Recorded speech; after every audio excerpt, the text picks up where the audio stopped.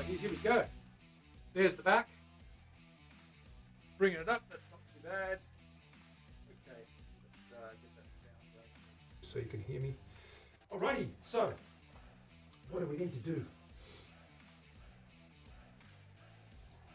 We need to grab this body, and we've got that body. We need to get in there and drill those holes. I've got the drill bit too. I've got black hardware. It's got Mr. Glynn's Cruel Mistress vintage telly pickups, brass saddles, bone nut. It's all good. Where the weed at? What's going on? Thank you for the follow. Good to see you. Welcome on in. Who? Okay, so that's that guy there. But that's to show you that copper-looking red cedar when it really gets polished up. It really looks copperish. Come here, little guy. Come here, my little boy. Hello. How you doing? How you doing? Hey? Good boy.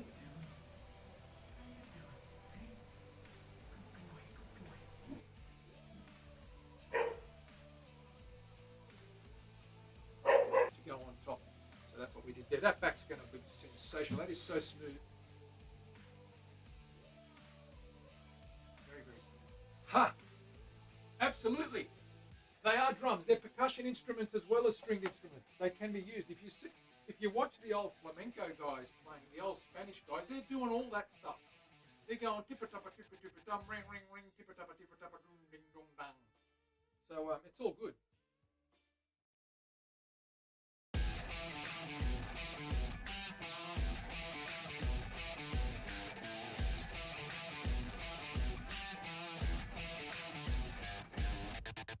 Right, here we go. There's the back. Bringing it up, that's not too bad. Okay, let's get that sound going so you can hear me. Alrighty, so what do we need to do? We need to grab this body, and we've got that body. We need to get in there and drill those holes. I've got the drill bit too. I've got black hardware. It's got Mr. Glynn's Cruel Mistress vintage telly pickups, brass saddles, bone nut. It's all good. Where the weed at? What's going on? Thank you for the follow. Good to see you. Welcome on in. Who? Okay, so that's that guy there. But that's to show you that copper-looking red cedar when it really gets polished up. It really looks copperish. Come here, little guy. Come here, my little boy. Hello. How you doing?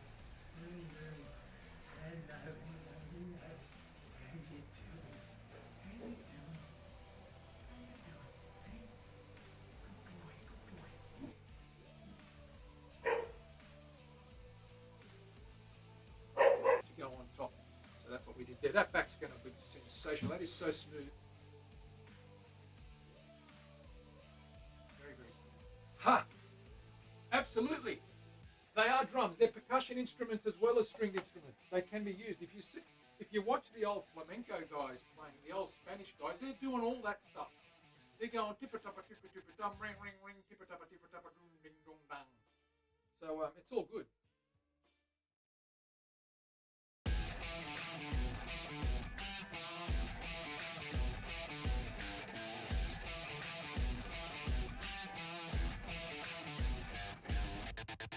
Right, here we go. Howdy, folks. What's going on? Welcome to another week on the Guitar Show Oz. Mav, what's going on, brother? Good to see you. Hope you're well. Hope you had a good weekend. What's happening? Well, we're going to continue with these sides, which are now bent. We bent one last stream. I bent another one over the weekend. I've got them in the form here. We're going to put them both in the form, get things trimmed up and lined up, get those neck blocks in, and then we can start working on the linings and also the neck. Good to see you. Welcome on in. Clap, clap, clap. Awesome. Let's get started straight into it. Here's our form. We've got our other half here. I've got to move this around so and get the other half in here. I'm going to take the other half out of this guy here. It's in the clamp back here. You can see it in the mold, just down there. I'll unclamp that. The bending went pretty well, I think. I'm quite happy with it. Seems like there weren't any cracks or funny incidents. It seemed to be pretty straightforward. Hopefully the results when we take that out of the mold will look just as good as the first one. Let's do that and see how we go. Clamp this mold here, and coincidentally, it's not coincidence, it's by design, this mold that we press down on is also part of the mold on the disc. So we put those two halves together, clamp it together to keep the shape while we work on it. Proper applause. Thank you, buddy. Appreciate that. That's good. Always nice to be appreciated, and I thank you for that. Okay, let's put these on here.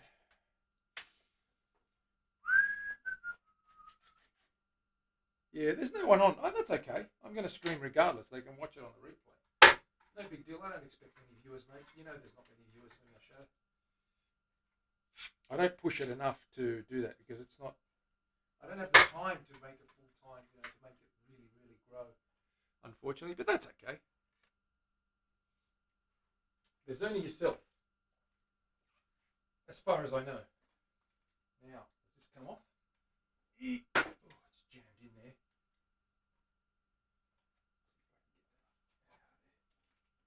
There we go. There we go. Lift that top off. Nice. Pop that on the bench there like so. Take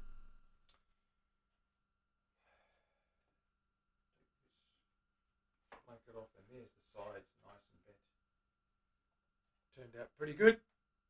They'll go in the mold there nicely, and then we can start working on getting that lined up and squared off.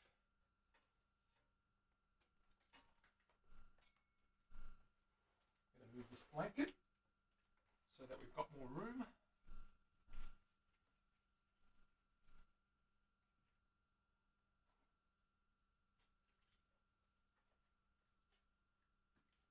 That guy there we'll put him away later. This cable out of the way so I don't trip on it.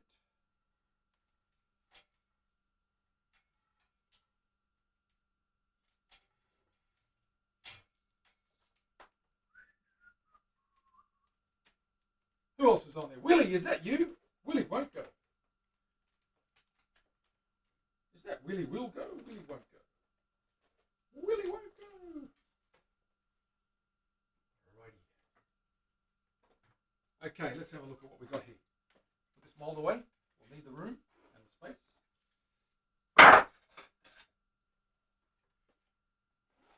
What's happening, Wills? Good to see you. Terry's here as well. Good stuff. Great to see you guys. Well, here we are. 2 pieces bent. Let's bring it down to the bench. Have a look at what we got. Okay, we've got one side in here all clamped up. We've got to get this side in here the same, all clamped up and overlaid. Get this clamped. And now you can see it's starting to, as we say, Terry, come together. Look at that. Okay, so I'm going to line these up, overlap their ends, and trim them down to size. First things first, we've got to get this guy squared up and in a position. Have I got that in the right place? I do. Okay, we'll just rock that back here. Get those in closer. This side done as well.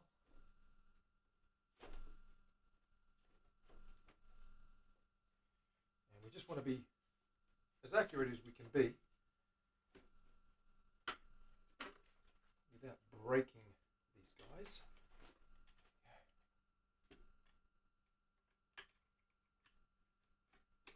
in place.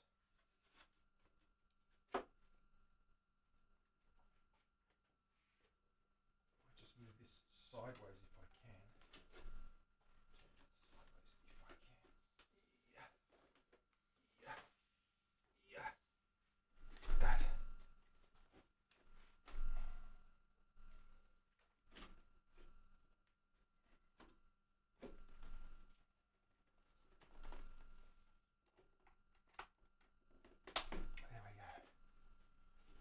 So that's in place, roughly, just so we can get where the center lines are and trim that up, right? So I'm going to clamp this down. Get this guy clamped, pull him back, spring back, without cracking him. That way I can mark these guys and know where to cut them. This guy's already in place. This guy needs to come back.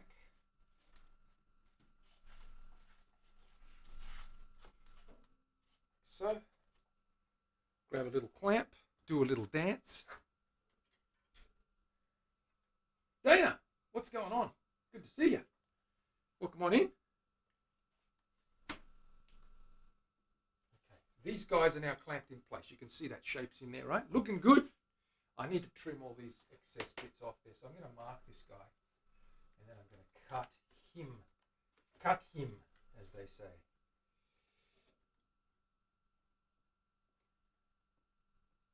I'm going to just do a little bit of an overlap. We want a gap there, but not too big a gap. So I'm going to go as close as I can. And I've got it clamped in position, so effectively I can go pretty close. This isn't, I'm not happy with this guy. Oh no, that's not too bad. That's not too bad. Okay, this guy can go. We know that that's going right there.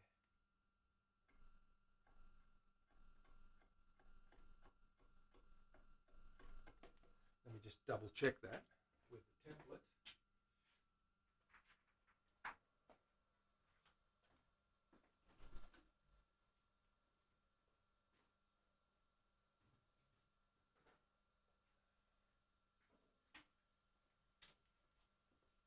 I'll always use the template to overlay things because we're working off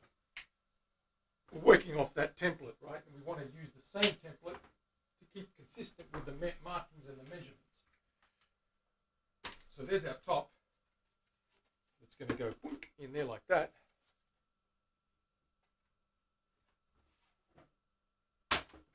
There's our template. I'm going to lay this template over the top just like this, just to get an indication of the center line. Make sure I've got it right.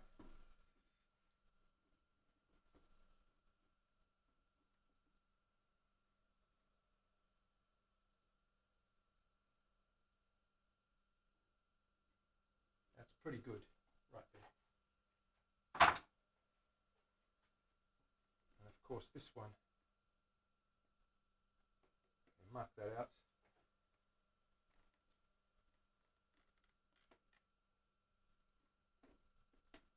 Mark this one out as well.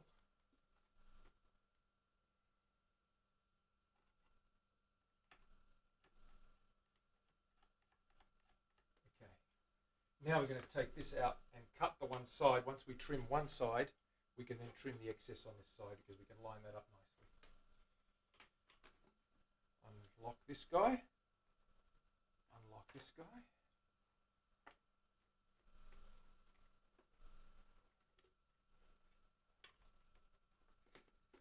Lift this bit out without breaking anything.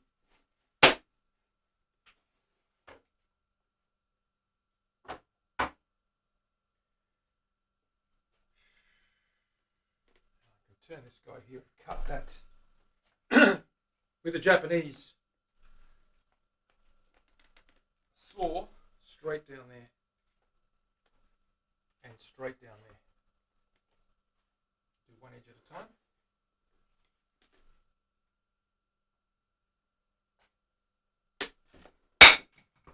Loosen that end a little bit, pull that out. There we go.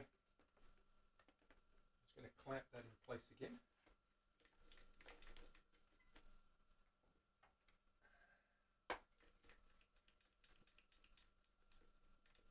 I'm going to cut that straight down there.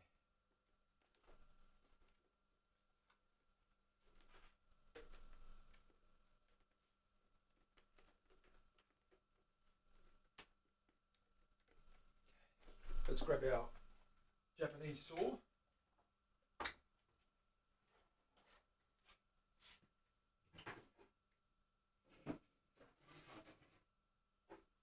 How was your weekend, guys? Terry, what's going on? Dana, what have you been up to? There's an ad coming up in 48 seconds. No, I didn't bend the other side on stream. I bent it off stream, Terry, because I made some mods and I didn't want to. There was a risk that I would crack something, but I made some mods to the way I do it, and it worked out well. But it doesn't matter. You get the gist. I mean, it would have been nice to do them both on stream, but I didn't. I wanted to get it in a position where we can work on it today, though, so I had to do it yesterday.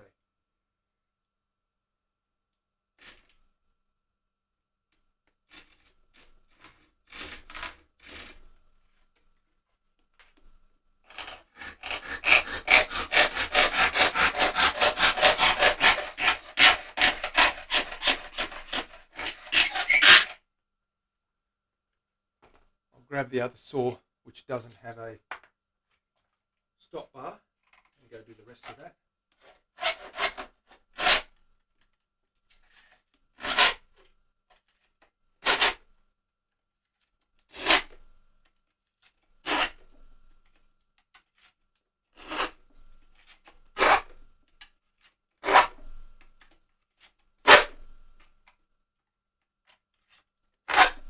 Okay, that's trimmed. Flip that around.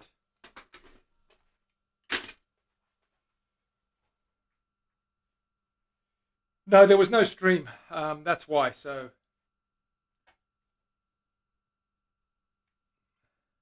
godson's first birthday party. They went to the farm to go. Oh, good. Aunt and farm dogs. That's awesome, man.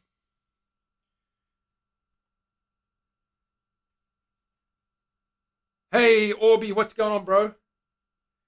Griggles, what's happening, brother? Good to see you. Thank you, man, for dropping in. Appreciate you. What's happening, bro? You good?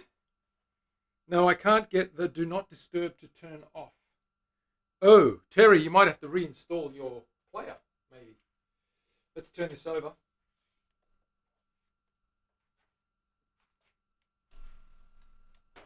Let's trim this side, if I can.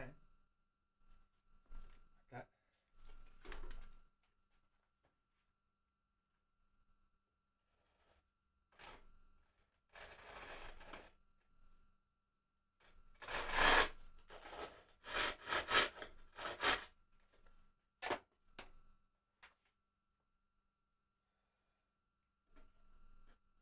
A little bit more support there. Stop it from vibrating a little bit. I don't want to crack anything.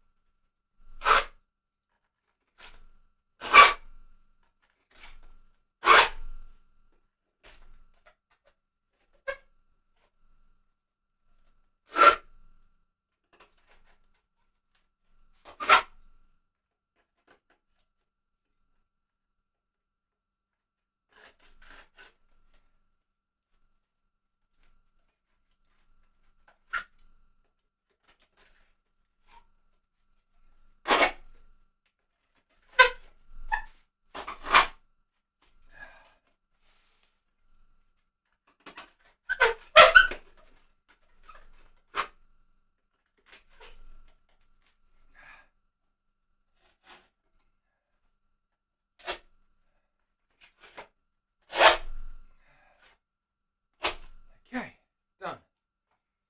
Keep these little guys. We never know where we might want to make a little plate or a little head veneer or something like that. We'll keep that guy aside. We'll do the other one now. So let's bring this guy up. Let's get him lined up. Okay, he's on the edge there. That's good. That's going to meet. That's good. Trimmed up to size. That's good. Let's clamp this up a little bit better. Okay, that's good. Switch these over. Sit.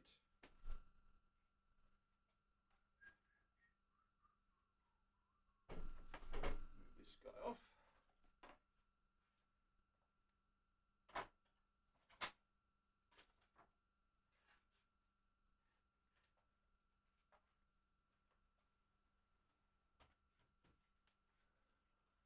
let's trim this guy up the same way.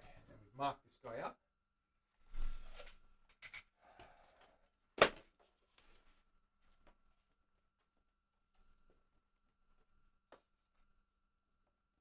Clamp that into shape, like so. Where did I mark those lines? They're on the other side, aren't they? I've got to flip this over, is that right? No, I didn't mark them. That's okay, I'll mark them now.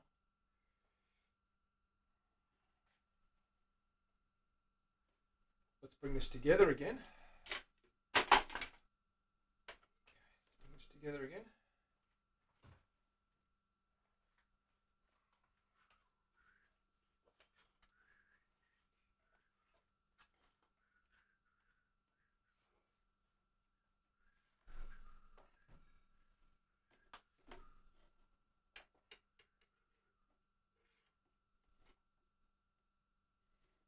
Okay, that's not too bad. No, that's good. We can cut it there. Alright, so I'm going to mark this out.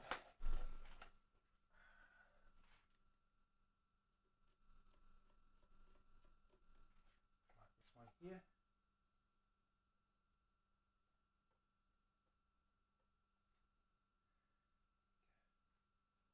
Alright. Cut this guy. This end first.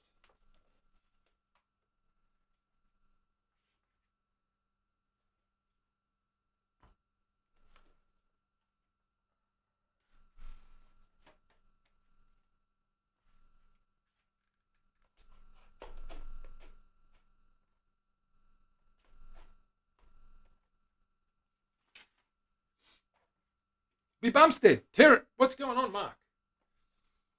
Welcome on in, brother. Great to see you. We're just trimming off the edges. We've got both sides bent now.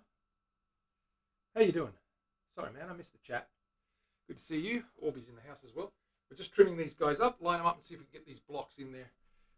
We want to put the forms in here to hold the form together and the bars across here to hold it into shape while we measure up and we see where this bar is going to go. The neck block and the tail block, of course. Just trimming the excess.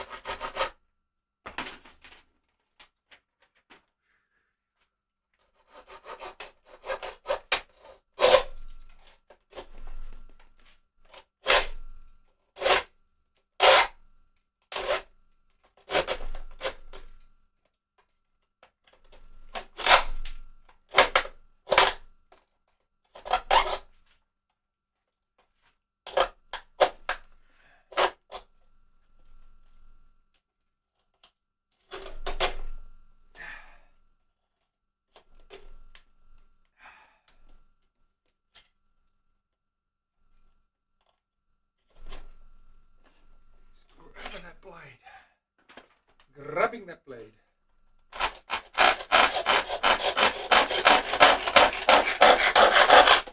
Okay, got it. It's good. Flip this end around.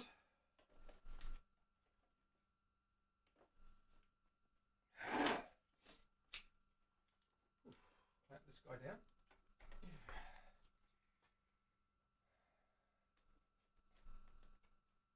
This is a larger clamp.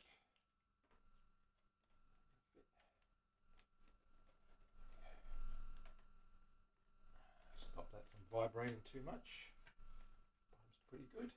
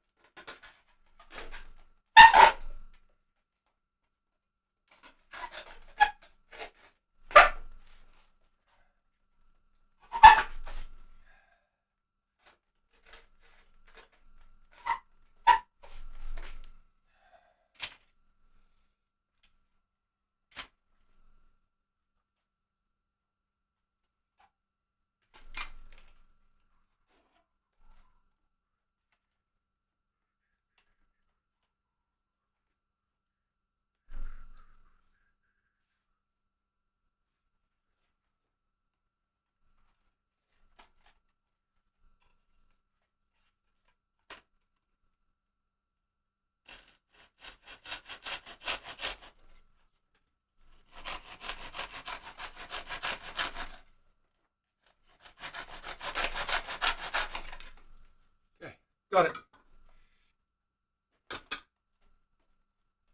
And now we should be able to clamp these up, line them up well. All right, let's put these things away, get some room up here. We've got our little doobie whackers. It goes like that.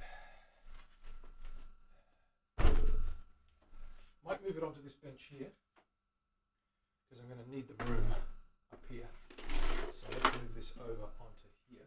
I'll just widen this bench top.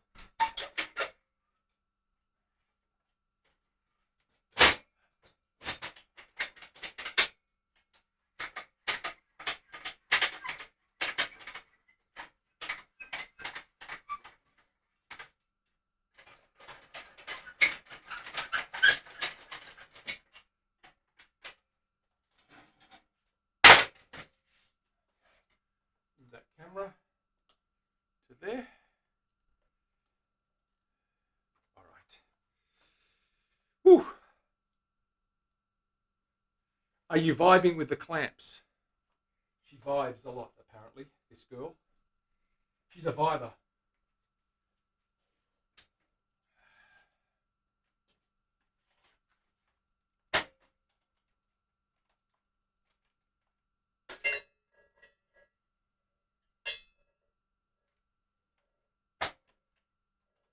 That's good on that side.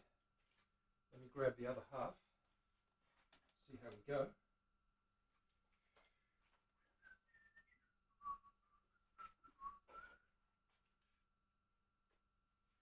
Now the shenanigans begin. We need to line these guys up and see how they fit. Okay, that's a little bit on the longer side there. That's okay. We can fix that. There's a bit of overlap there, but that's good. That's okay. I need to unclamp. I'll make sure that guy is flush. No, he's not. I need to loosen this guy up. Put that down to the, there we go. This guy. That's good.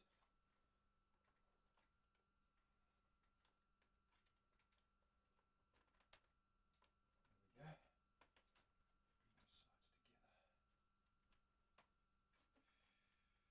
It's a little bit on the longer side still.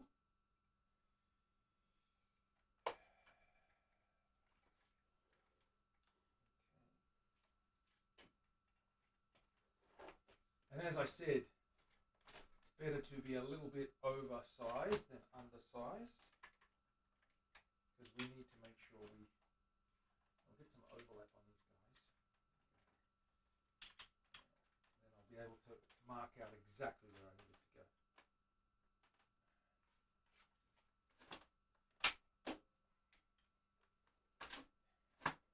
That's it. Okay,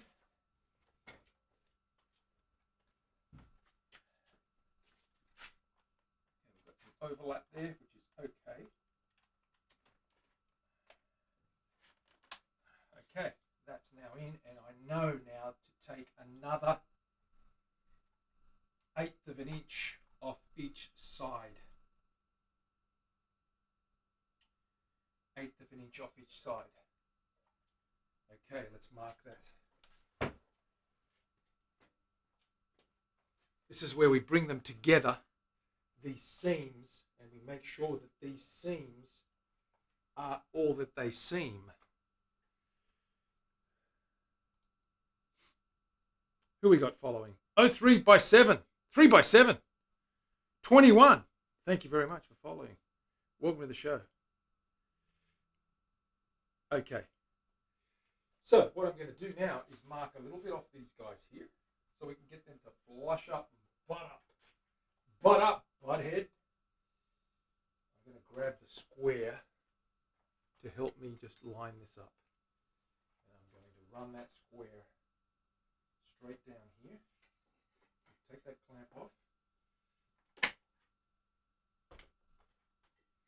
The only reason the clamps are there is to stop the spring back.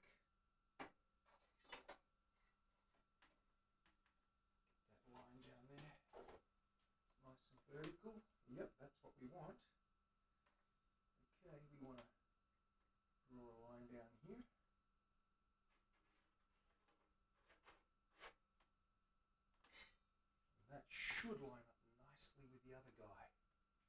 that one. And this guy here.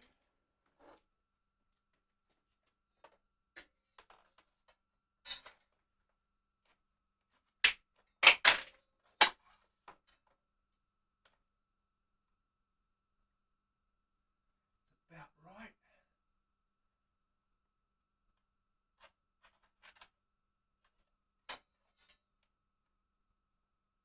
Pretty close. I might just give it a little bit more.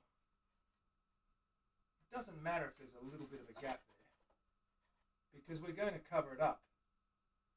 But I'm trying to get a gap that's smaller than a 16th of an inch when I put the two sides together.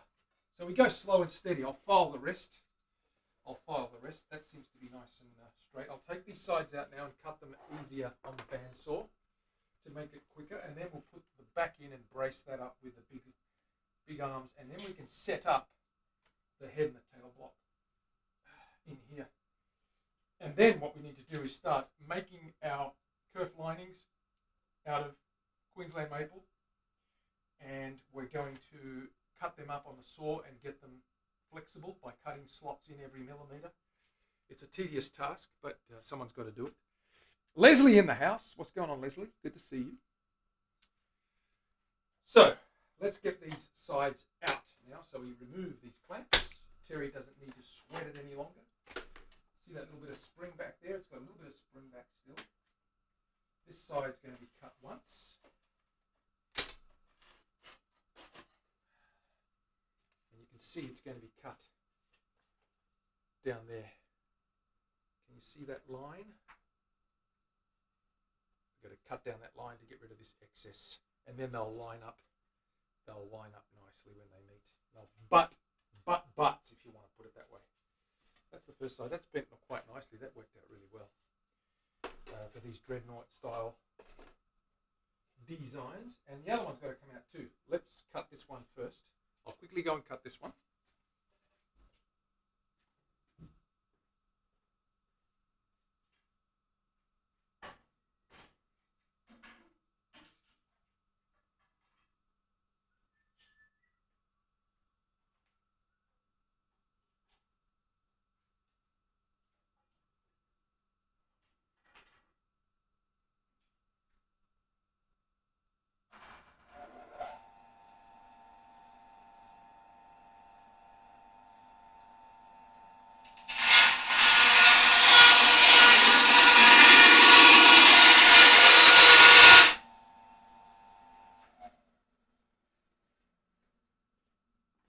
Nice and straight.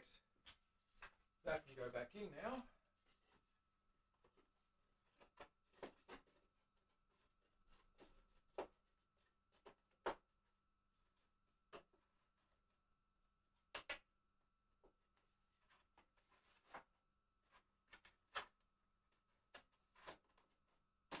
Beautiful.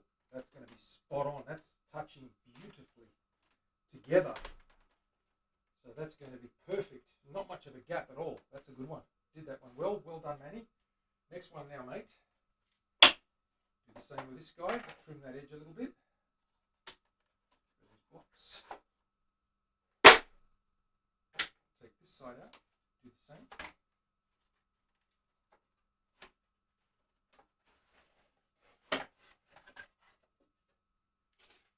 Trim that little bit there. It's about a 1/4 inch. Take about a 1/4 inch off that edge, and they should butt up. Well done, Matty. Good.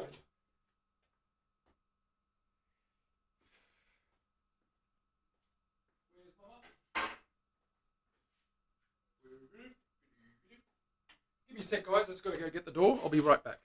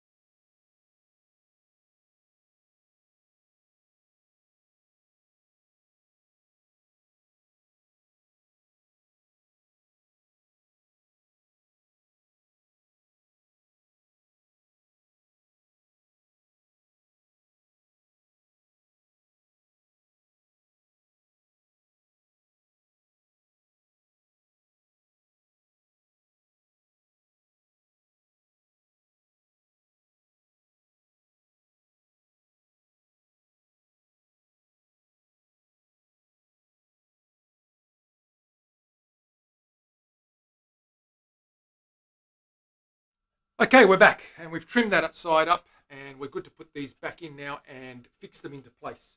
So let's catch up with the chat. Who we got here? Tom's in the house. Tom, what's going on? Hello to you too.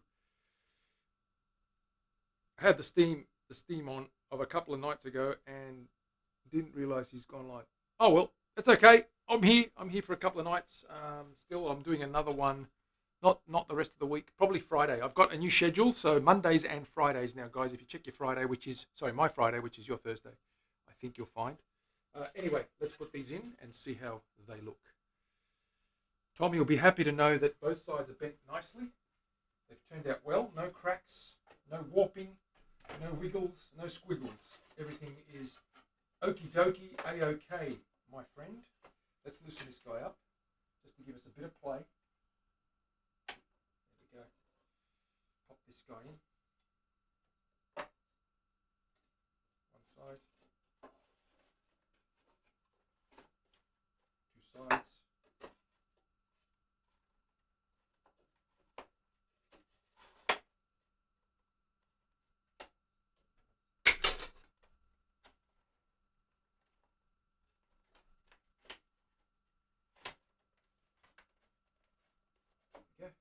Now, first things first, we clamp these guys up and into position. So let's get these clamped into position so there's no spring back. There's just a tiny little bit of spring back. Once we brace that up, it won't go anywhere, but let's clamp those up to relieve that spring back. Relieve that spring back. I like the way I say that, Terry. Relieve that spring back. So one in the corner here, in the bottom bout. That. Make sure it's touching flat there. One in the middle here. I'm going to leave that there because I'm going to put those beams across here. This guy here.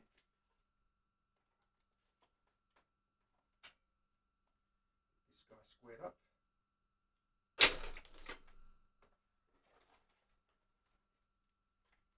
Make sure there's no twist in there. That's that guy there holding into place. This bout here. Corner. Before we do that, we'll put this big guy across the middle here. Oh, actually, we've got to put this guy in first before we do that. Let's just clamp these up as we can. And of course, it's going to sit there for a few days. We're not putting the blocks in yet because there's a little bit of spring back. And what I want to do is let them settle in that form with the tension on it, just to help with that muscle memory, so that they don't want to spring back as much. I mean, once we form that up, as I said, you ain't going to get spring back. But in order to do that, we've got to get this guy tightly clamped up and resting for a while like everything else. It's got a memory of its at the moment that's taking its just wanting it to spring back, and we've got to fix that, right? Okay, that side's done. Caught it in time, caught it in time.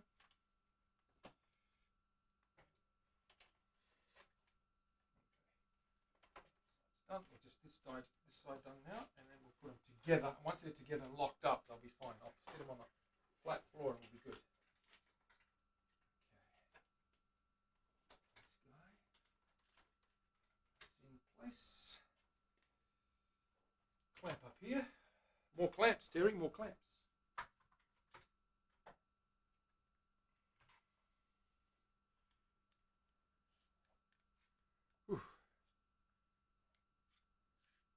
Leslie, you jumped out of your skin. I'm just making sure that you're awake, Leslie, because I know it's late there and you'll probably fall asleep any minute. Unless you've just woken up and it's like 3 a.m. Which means you could still fall asleep any minute. Again.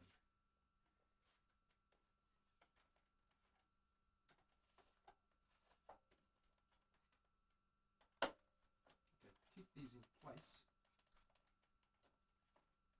Like so. And now what we do is we put these guys together. Lock them in and put the bars to keep them spread and tensioned correctly.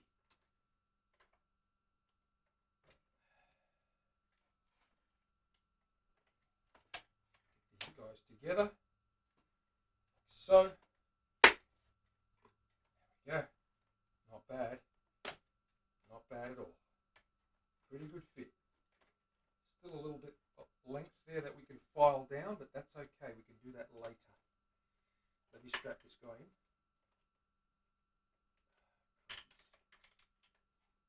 Okay, that's one side. Should go a little bit tighter.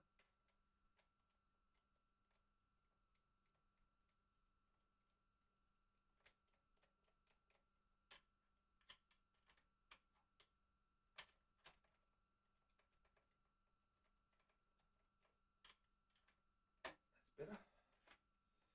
Side.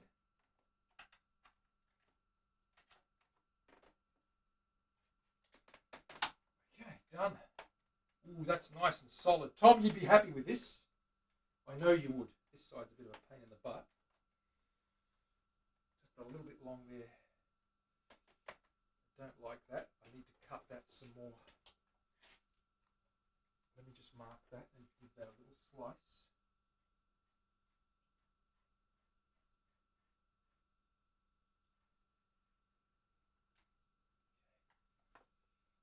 Quickly take this side out.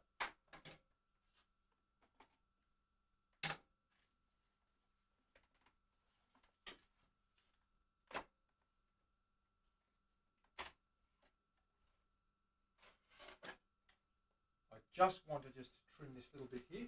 I'll be right back.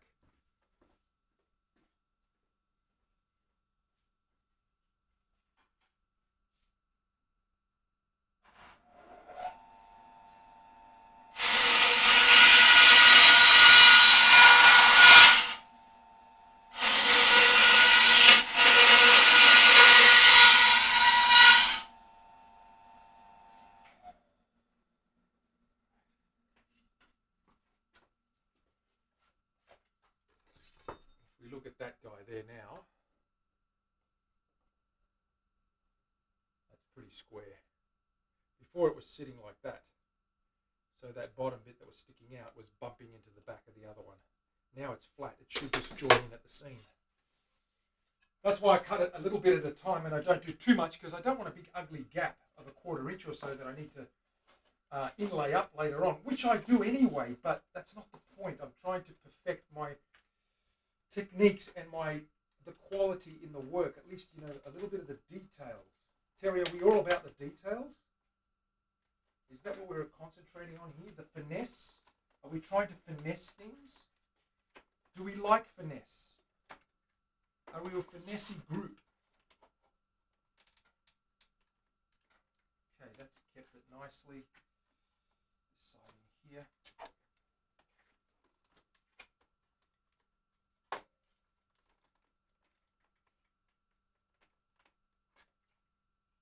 Okay, that's in.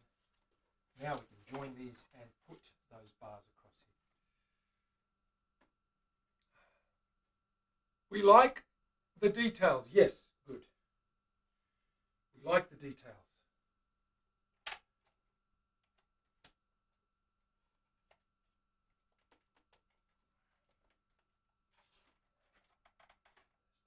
Line it up.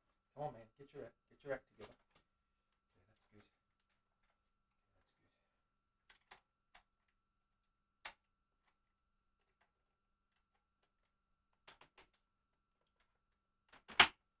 That's perfect. That is really good. And you can see the gap here. If I show you with that camera, I'm just going to take you for a little walk. Don't get dizzy. You can probably see that gap there's pretty good. It's joined right up. There's a little tiny gap in there, but once that neck goes in there, you ain't going to see anything. So that's good to know that that's sitting in nicely. Terry, is it sitting in nicely? Yes, it is indeed. Let me put this guy in here.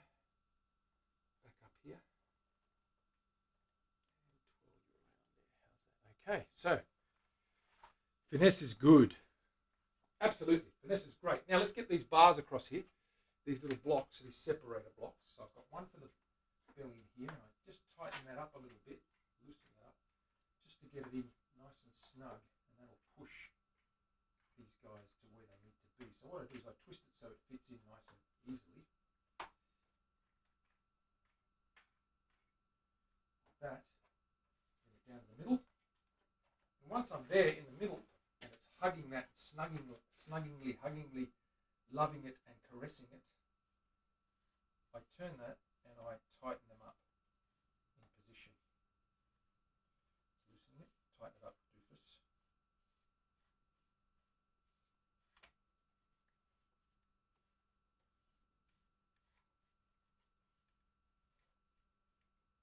Starting to grip now.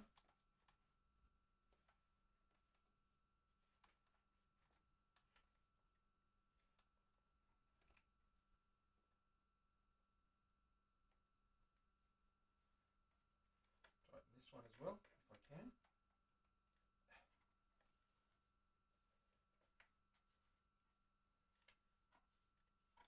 Loosening it.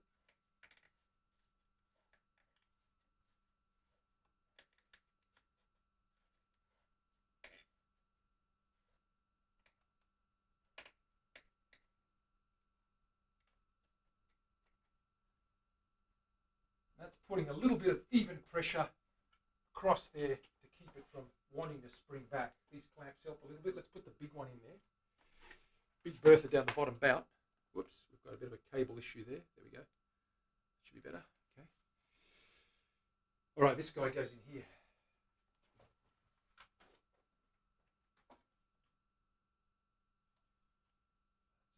that. Beautiful. Bring that guy up.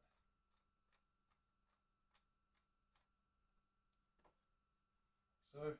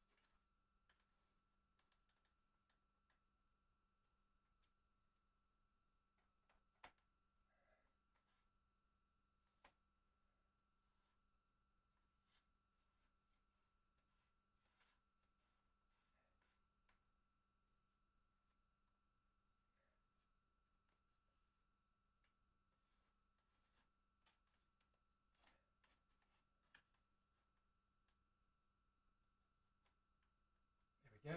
we go. Not too tight, but just nice and snug. And that can now sit like a good dog somewhere. On a floor somewhere. Maybe this is a bit springy. Might just get a clamp in here. Once that neck block goes in with laughing, I'm going to put a clamp in here. Like so. One at each end, I think, just to keep it together. What I'll do is I'll put the neck block, the tail block in there. And that will keep it together. And flat and even pressured. So let me get the neck block in there just to keep it clamped in place. That is the clamp that I'm after. Here it is. We strive for perfection, man. We don't always get it, but at least we try.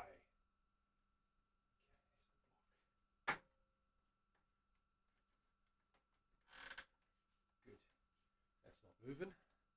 Get the neck in the other side as well. Put a couple of clamps on that side. Keep it all together.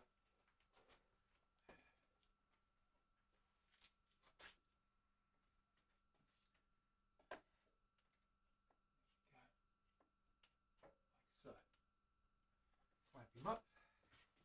And I'll give you guys a little look-see. I'll bring it up here and show you what it looks like. One more clamp. Camera's going wonky. That's because I'm moving the cable and it's a bit of a loose connection. Should be okay in a minute. Settle. Settle.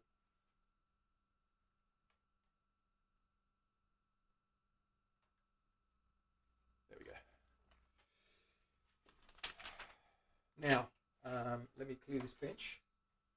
Get one more clamp.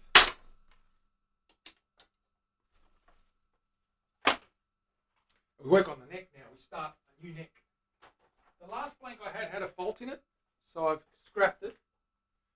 There was a crack, a fine crack, right down through the middle of the truss rod cavity and to the edge, and that's not good. So, especially since we need to go. So I've got another blank, Blackwood blank, and we're going to start a new neck. We've got the fretboard already cut out and ready to go. We just need a neck. Okay, let me, first things first though, let's get this shite sorted out.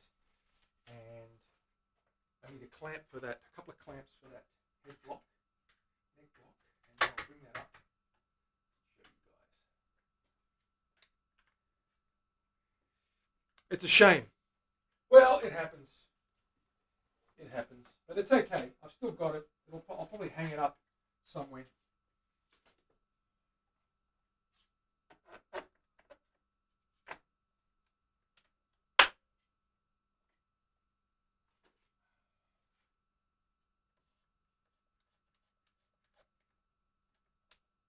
There we go. I'll bring this up and show you guys what it looks like clamped up. Solid as an ox we are.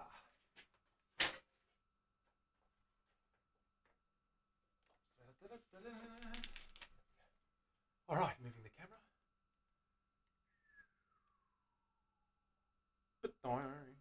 There you go. All right. Starting to look like a dreadnought a little bit, does it not?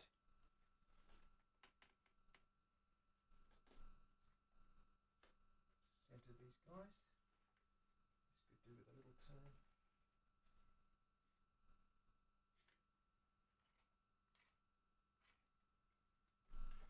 A little bit tighter.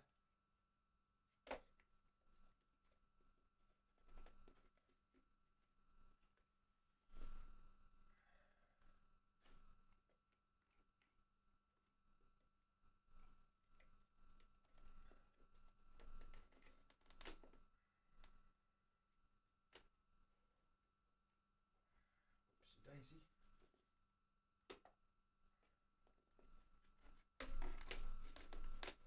There we go.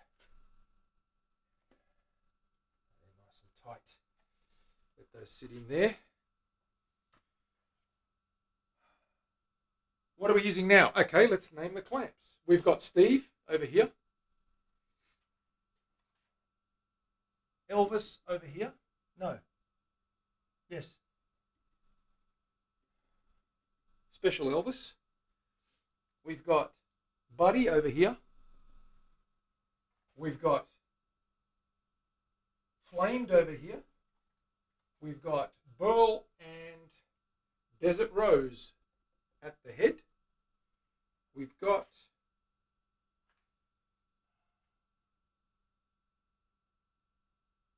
Truman over here. I didn't even know we had a Truman. And of course, these two aren't named. That's your job now, Terry, to find you guys to find a name for this short guy and this tall guy. It could be Laurel and Hardy. It could be, I don't know, Shaquille O'Neal and Muggsy Bogues. Screen froze? Nope, screen's fine. Truman is your guy. It is. I think the screen's fine. Tom Cruise and someone else. Tom Cruise and anyone else is the point there, I think. Tom, well done. Okay, so that's that guy there, guys. Let's put that away. I'm going to make some room here. Walk him over to the concrete room in the next room where it's nice and flat. Sit that flat on the concrete floor where it's cool and protected and flat, more importantly. Give me a second. Yeah. Oh boy. It's awkward to carry through tight spaces. Don't bump it, don't bump it.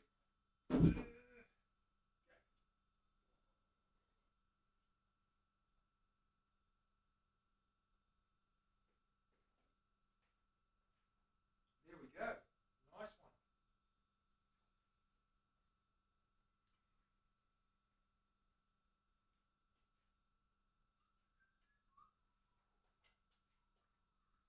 Now let's have a look at this piece of blackwood. I've got a nice big blackwood neck. I got a nice big blackwood neck. This needs fins on the side here to make the headstock wider. This also needs a couple of the ends here broken up to make some heel height here. Of course, it's going to have a scarfy sort of joint. let's see how much we need. I'm going to cut some of the other one, I guess, and just piggyback out to the back to give it the right thickness so that we can cut the right shape. So first things first, we're going to cut a truss rod cavity through here, but first I need to know how long to go. So give me a second, let me grab the other neck while I got it. I'm just going to rough it out. I don't need to be accurate at this stage. I want to rough it out. So if we look at the same scale neck that we've got here, we mark this guy out. So the only thing it needs here for widening is just for the corners of these tips.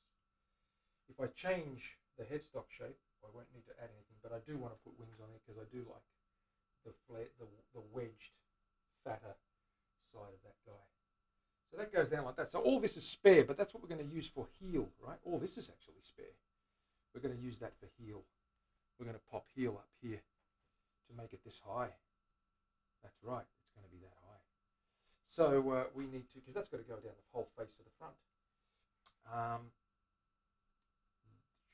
Let me just measure this guy up. Give it a little bit of extra room, maybe.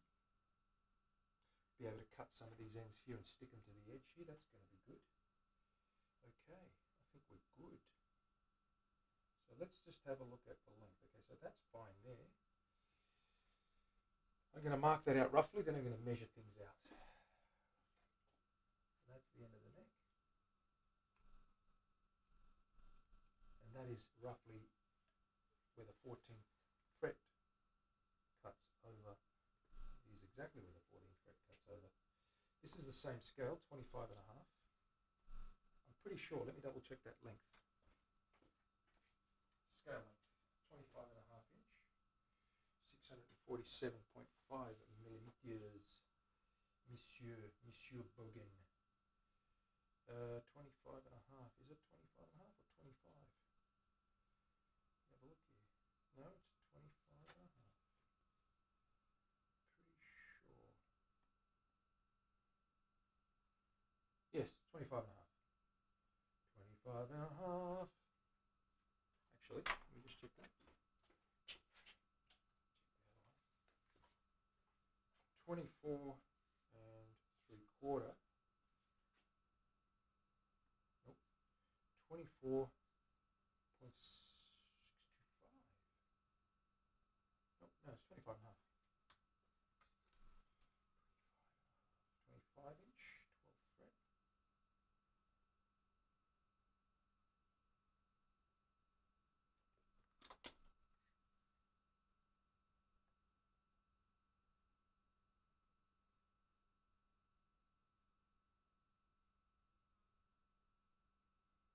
Wrong scale.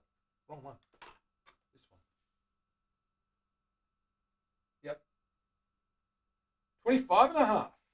Well, what do you know? Well, what do you know?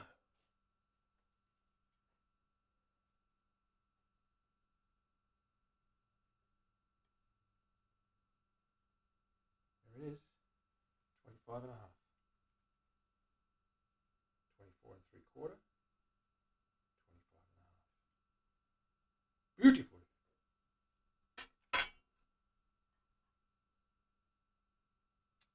Spot on. It is 25 and a half. Okay. So we keep this 25 and a half. We grab our template for our headstock. We want to get some rough idea of what's going where and who's going what and who's doing what and when.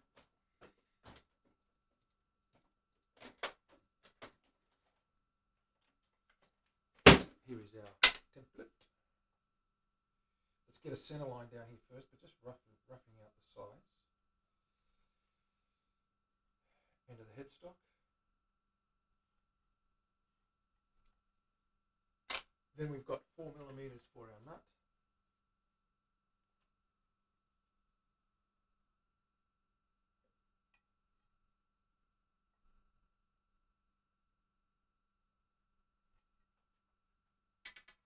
Grab our square. Do our line work.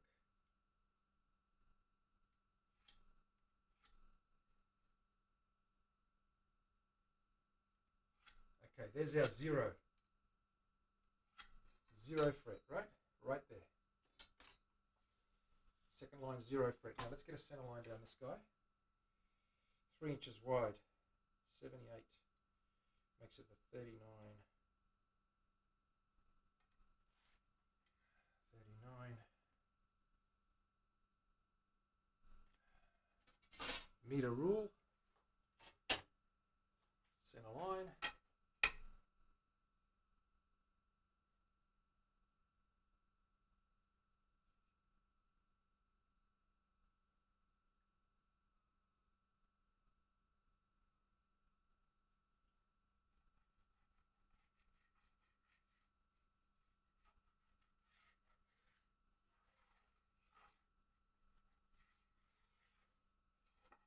There's our center line.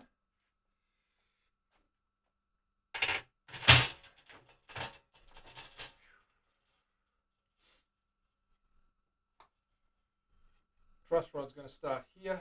It's of course going to go backwards and into the body. We're not fussed. Let's mark out where the 12th fret is.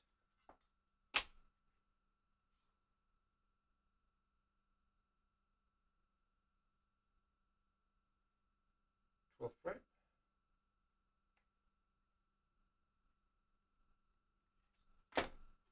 Let's get the fretboard and line that guy up and make sure we are right.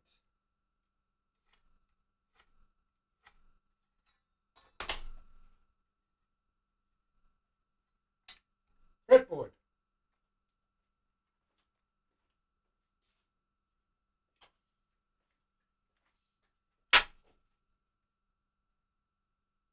Twelfth indeed, perfect.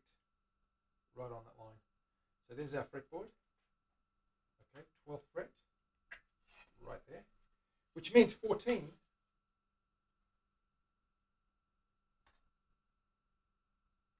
is where the cut's over the body. That's 12, sorry. Do that again. 14. Double check that, of course.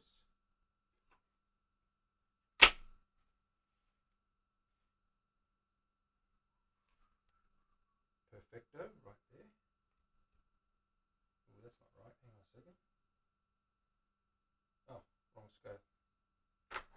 I've got to use the right ruler. I'm getting in trouble here. Put that away. Pay attention, boy. I say, pay attention, boy. Okay, we're right.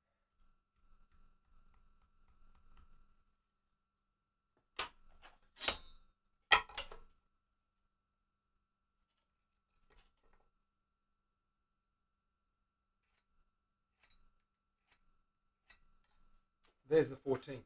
So that's where it crosses the body. Now here we have a tenon. And that tenon's going to be, how far in? I think 20 millimeters, 25. We're going to go an inch, and then I'll shave it if I have to. We'll go 25 millimeters.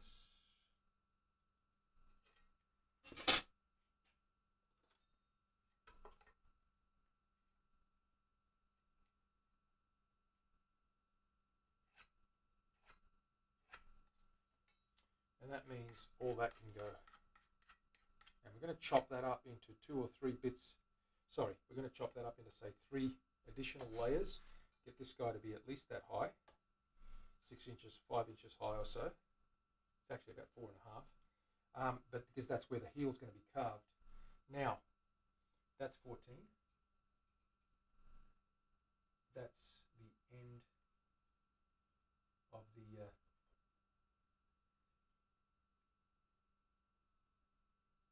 tenon.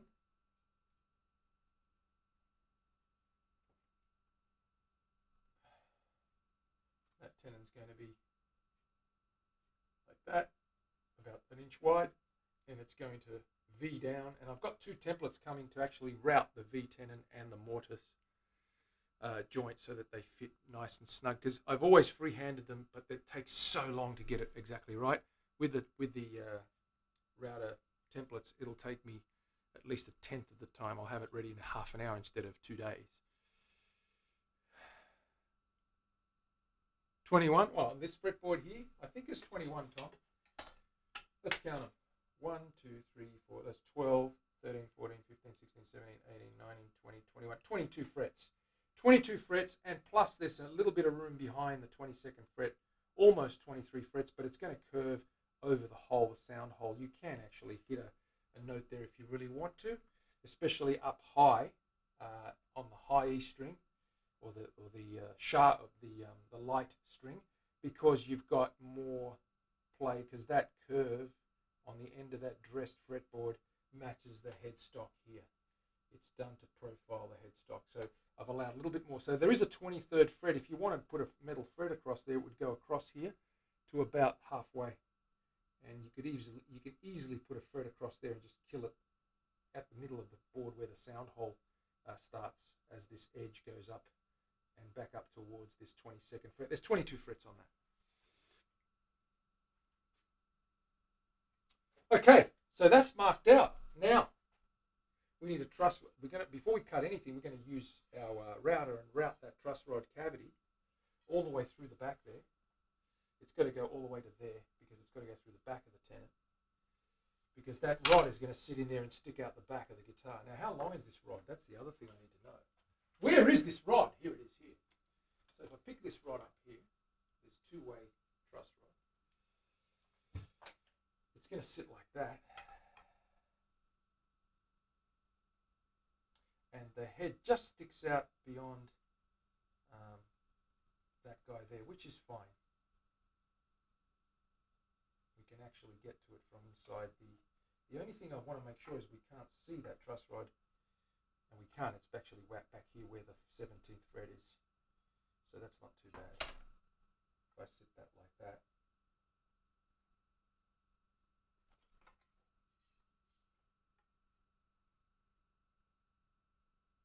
sound hole starts here, so it's about 2 inches into the sound hole is where we can actually get the key in there, 1.5 inches or so, which is fine. You're not going to see that. You can actually dress it with a little strip of wood over the top of it and just have an access hole. In actual fact, what am I talking about? I'm being a doofus, aren't I? No, I'm not. I can actually leave a thicker neck block, and most of the neck block will have it hidden. Now remember, there's also a couple of mounting screws that are going into this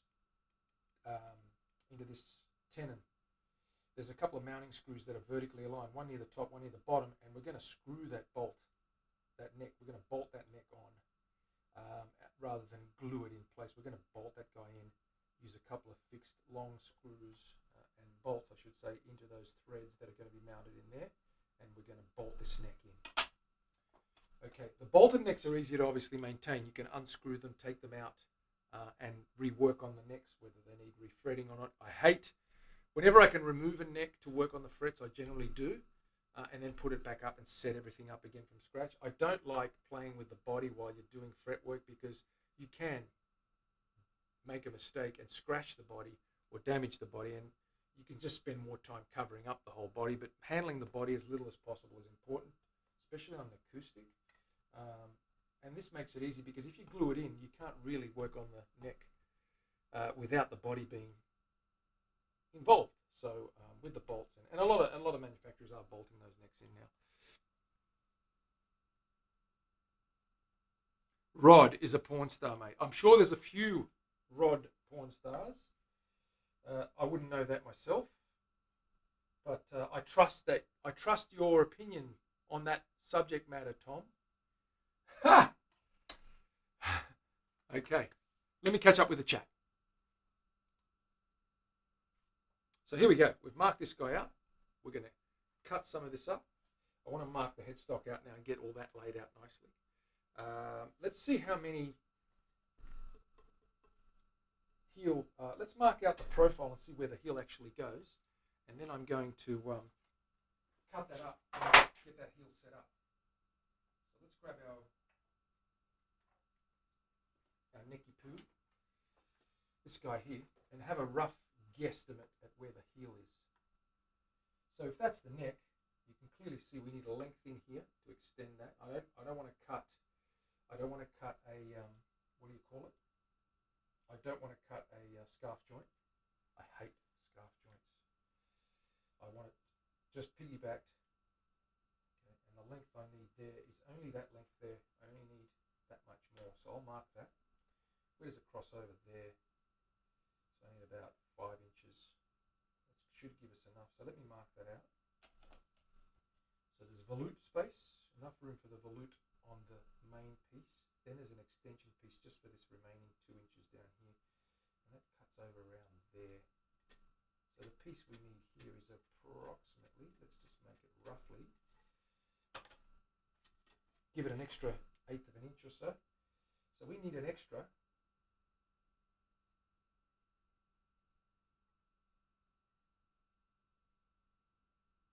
15 centimeters, 6 inches.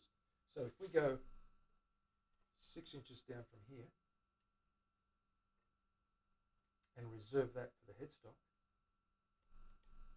that leaves us with all this much for the heel, which should be more than enough. Now this heel needs to be 4 3/4, we'll say 5 inches, at least 4.5, because we can always put a heel cap on it. And what I want to do is measure exactly where it's going to go.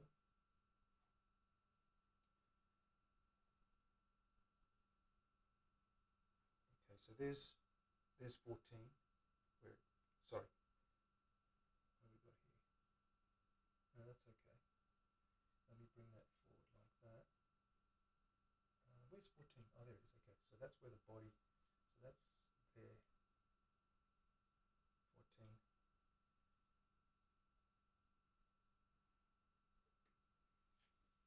So that's 12, that's 14, where it crosses the body.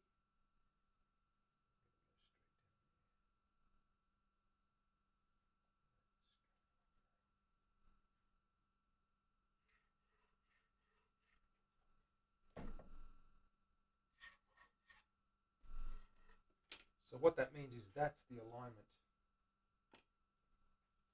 of that guy, and we can prove that by doing that. And sure enough, bang on the 14th thread, right there. So basically we need to cut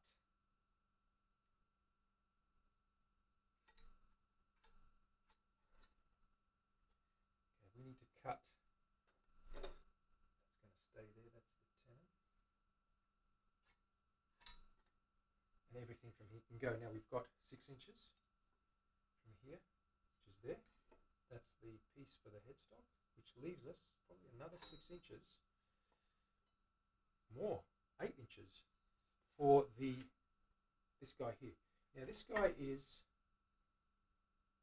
massive, 3 centimeters, 1 1/4 inches. So 3 more of that will take us into 5 inches, which is more than enough. Just enough wood to make a full height block, tail, and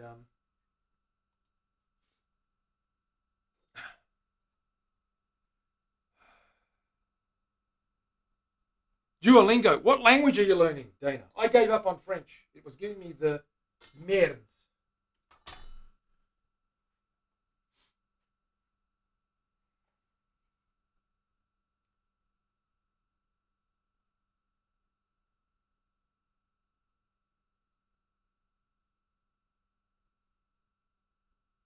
Okay, so what I've done is I've marked that out. We've got this much, 6 inches of space that's going to go here. We've got this 8-inch space going to be cut up into 3 3-inch pieces, or close enough to 3-inch pieces, and it's going to go there to make that heel. So that's what we've got to do now. I'll do it by hand because I want to work out. No, I should do it with a bandsaw so I can not waste time. Let's mark these out and let's cut these out. So if I divide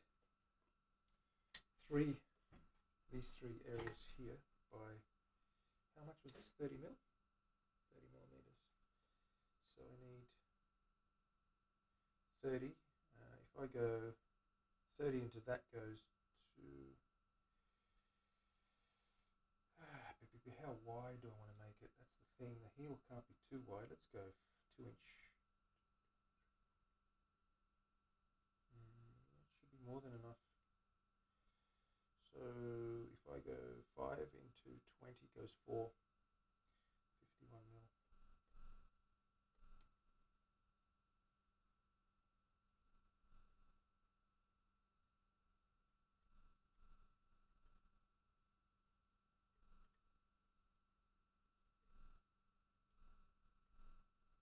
we go. 4 pieces added to here. It's going to be massive. 4 times. Okay, that's an inch. No, it's a bit more than an inch. What's this down here?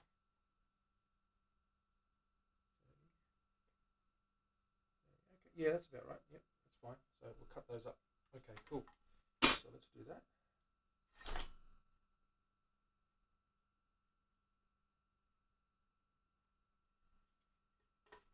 Mark these last guys out.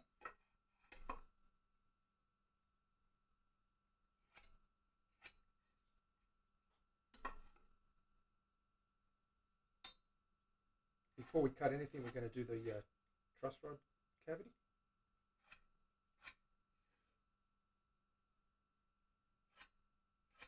There we go. The whole length is going to be used. Great work, great stuff. Let's do the truss rod cavity. Before I do the truss rod cavity though, I need to cut this to where I need to stop the truss rod cavity, which is fine. We'll cut this down to here. Let me do that. French. Yes, I couldn't keep up with French. It was giving me the craps.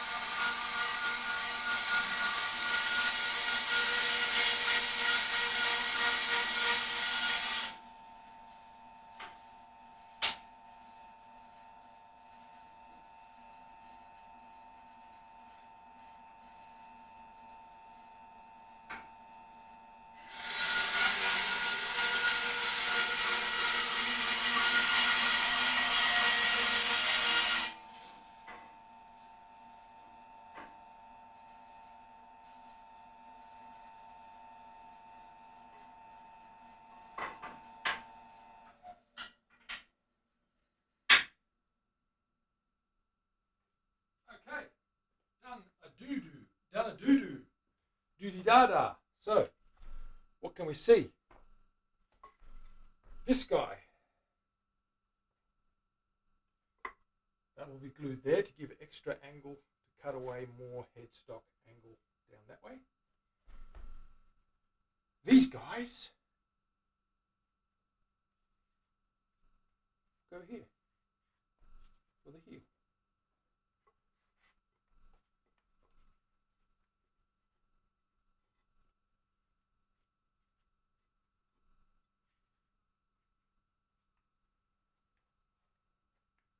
Like that, in the middle.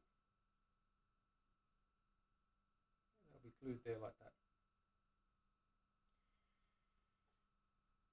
Now I'm thinking, there's some beautiful cross grain there. Trying to see if I can do something interesting with the cross grain. But we'll do that in a minute. Let's just get this truss rod cut. So I'll get the bench, I'll set up the bench, we'll do the truss rod. Here's the bench right here.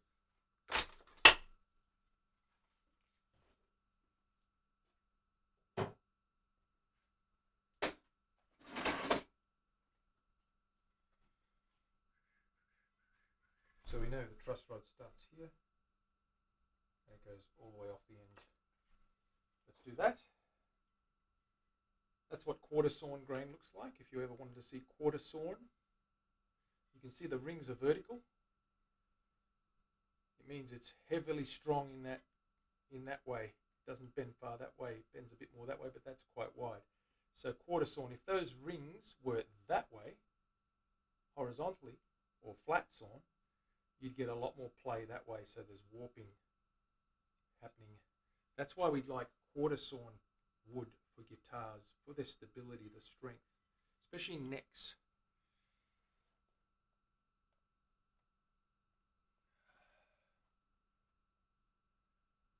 A telescopic neck and fretboard. Terry? No, Leslie? I knew even that was too ridiculous even for Terry to come up with. But anyway, I'm glad you thought of it first. Let's get this guy going.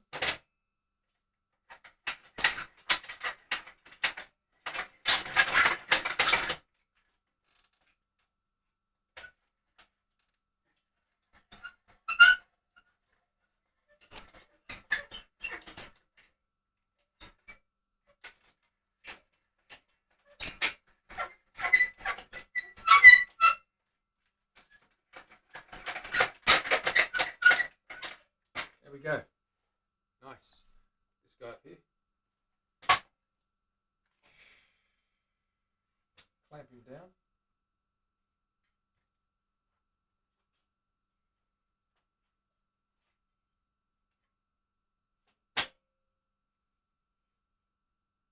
Like so.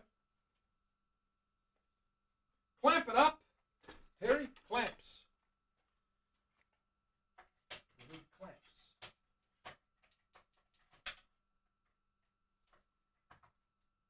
At least a couple. At least a couple.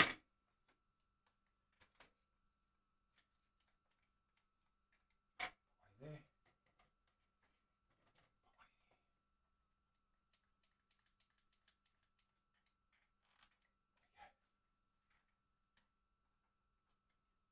Do we need one at this end? Probably. No, we don't. It should be okay. Let's get the router out. That should be set up from last time. Did I do that last time? Is that what I was working on? Truss rods? Was that the last thing we did, Terry? Can you remember? I cannot remember for the life of me. Let's have a look. What did I have set up last time, Terry? What was set up last time, Terry? Do you remember? I think it was. Clamp it up.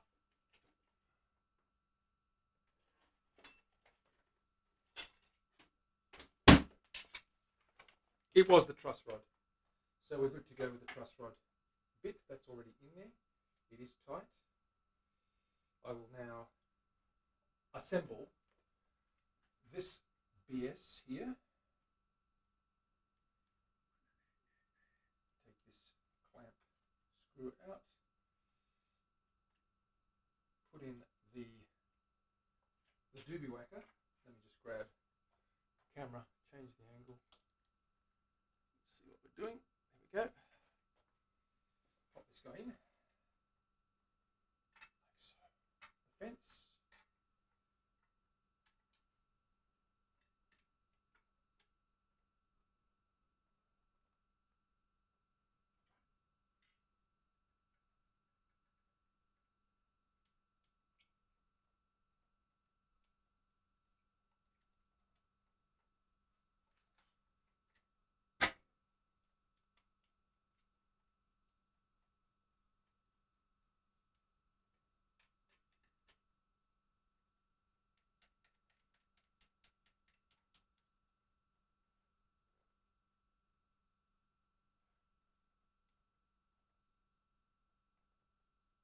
Okay, that fence is in.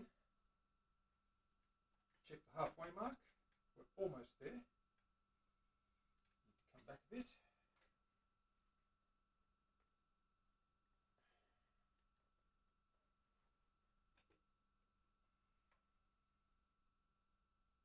That's halfway.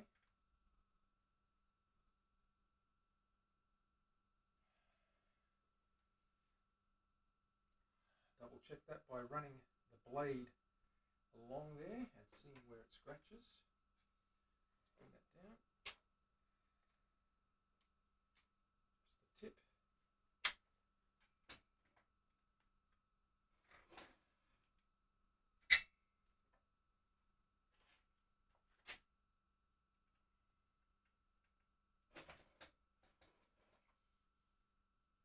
right on the line, so we're good to go.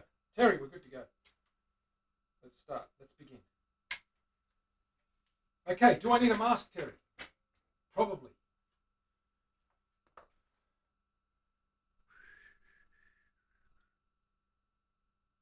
My brain is frozen. Your brain is frozen? Oh my God. It is cold there.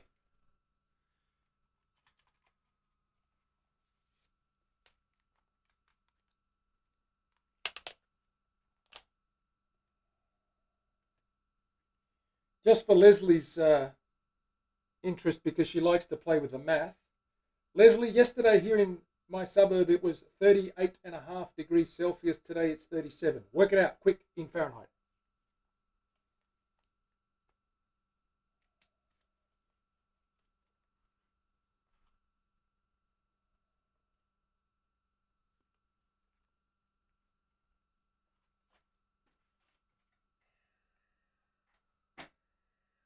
Okay.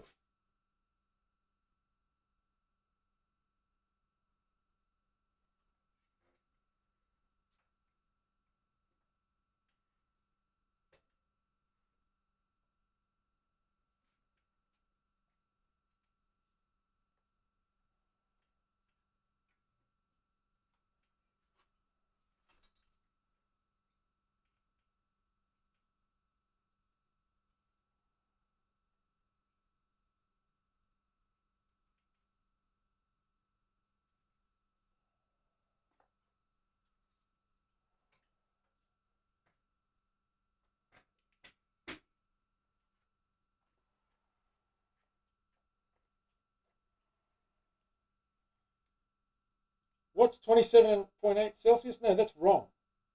It was 38.5 Celsius. Convert that to Fahrenheit so that the Americans get it.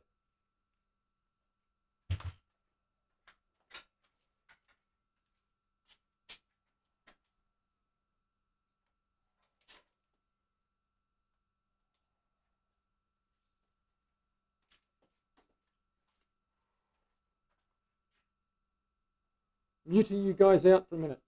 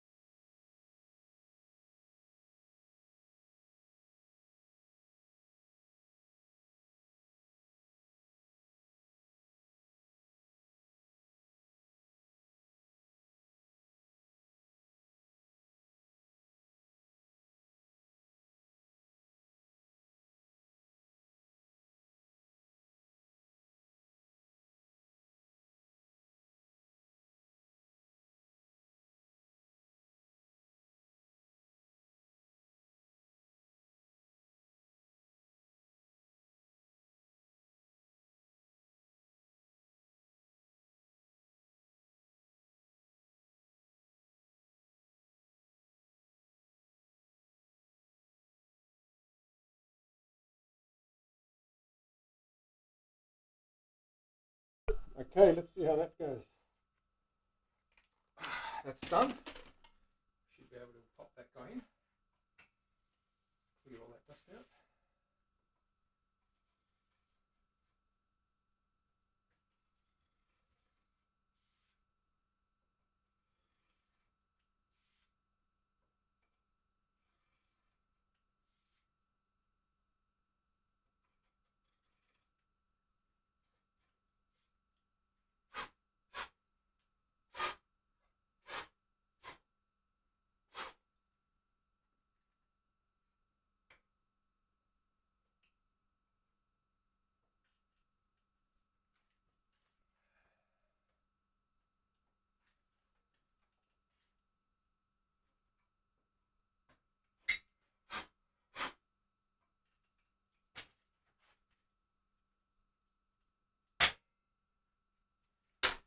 Need to trim that end off a little bit.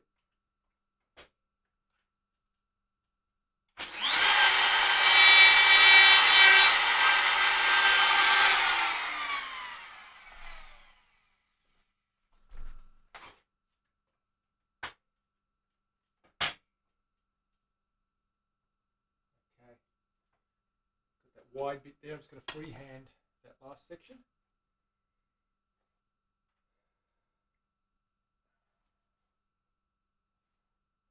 Actual fact, what I'll do is I'll leave the routing and I'll just use a chisel. I've got to take about 0.5 millimetre off each side of that little guy there.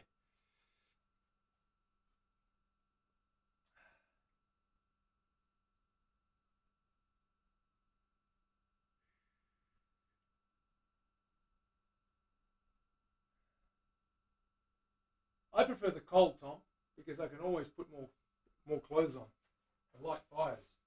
Although today I won't be lighting fires because there's bushfires in the area. They're under control, but you know, it's always a bit total fire ban and all that sort of stuff. Just going to take a little bit off here with the chisel, like that. Okay, and that should let that rod fit in there. A little bit on this side as well.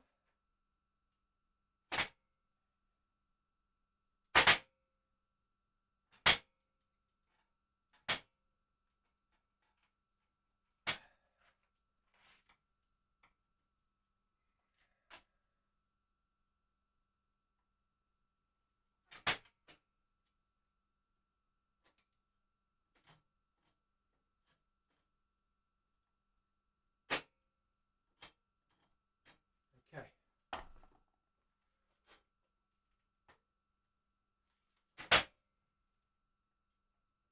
Wonderful. Deep enough. Let's go a little bit deeper there. Grab my chisel. Which chisel? Which chisel? That's a good question. A little 6mm one.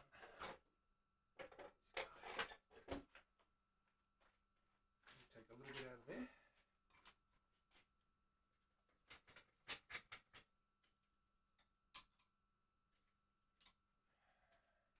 Because you've got that hardware on the end there and it's catching. So I just need to make that a little bit deeper and then it'll sit nice and flat.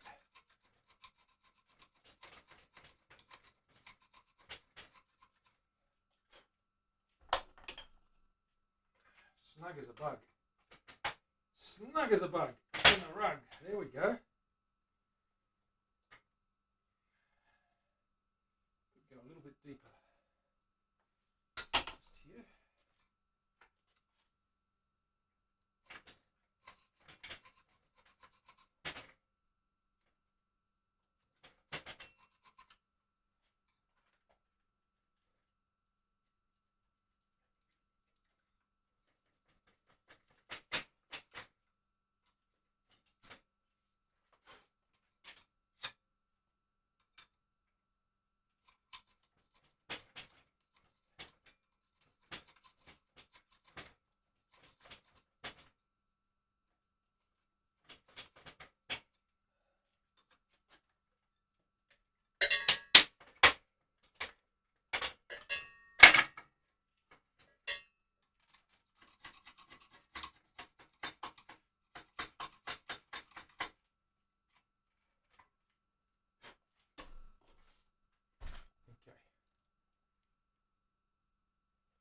guy.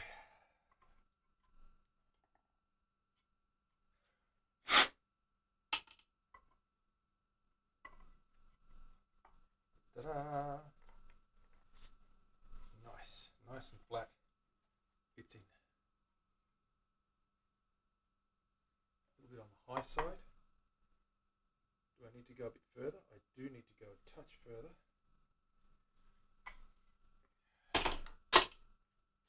Just a touch further.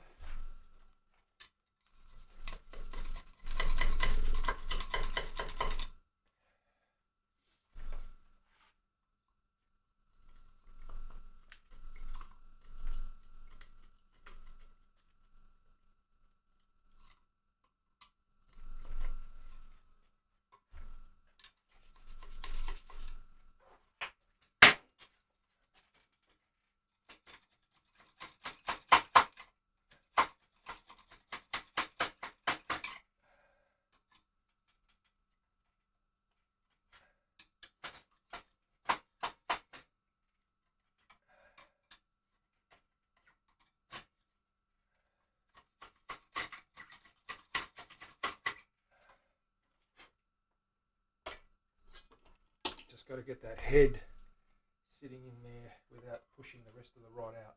There we go. That's nice and flush now. There's no spring back there. We're done. Okay, so there it is there. Truss rod's done. That means we can pull that out and we can get everything else glued up so we can cut the shape of the neck out next time we're on stream. Let's do that. Let's glue it all up.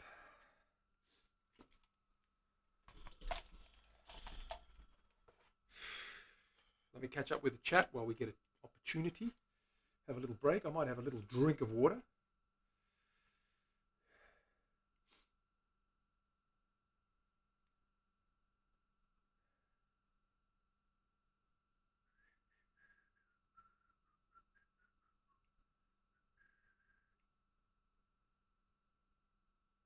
Look at them go. These guys are going off. Your chatting's been awesome. Terry, tape it up. We don't need tape. We're not doing this. We're not doing the fretboard yet. What we are doing, though, is gluing the headstock shenanigan stuff. So this guy here needs to go here, like that. Right? For starters. Then the heel needs to go in. So let's do that. Match these. Go opposite ways. Like that. That fits pretty good. So we're going to glue these guys in here. Okay, so first things first, let's get some glue on this guy. Glue, glue, glue. Here it is.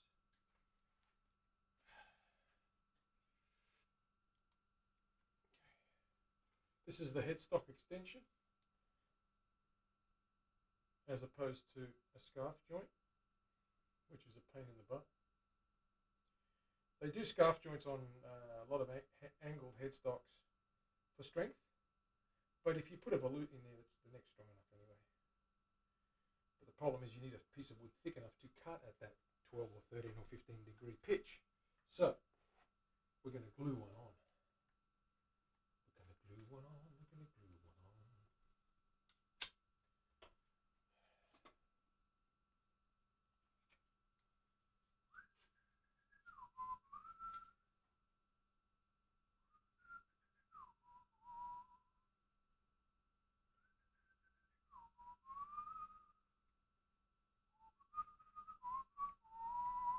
Another made-up song.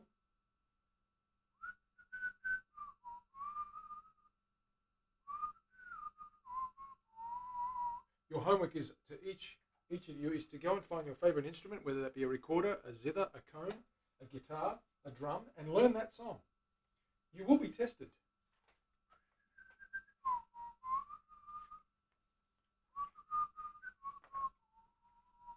That's it. That's pretty much the tune. So you need to learn it.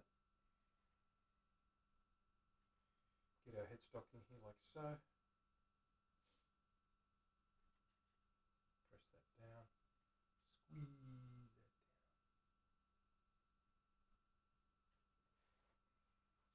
grab some of Terry's favourite friends. Clamps!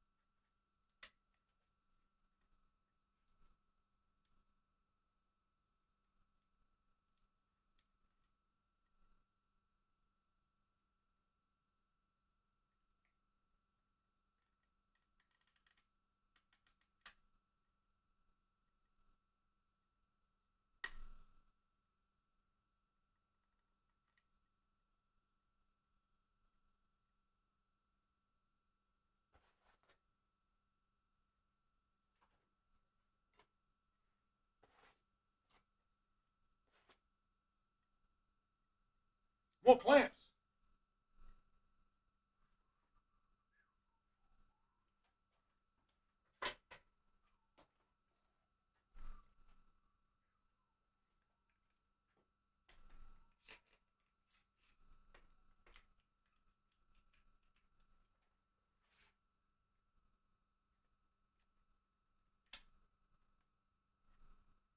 It's important here not to skew the sides and to have them flush.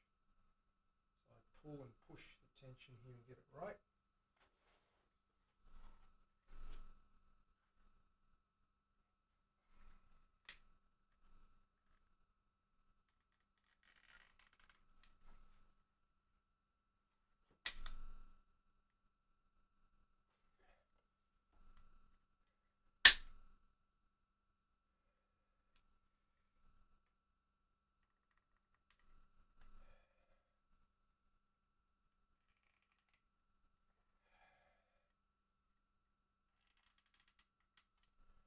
Yeah, that's good. Right, we're good there.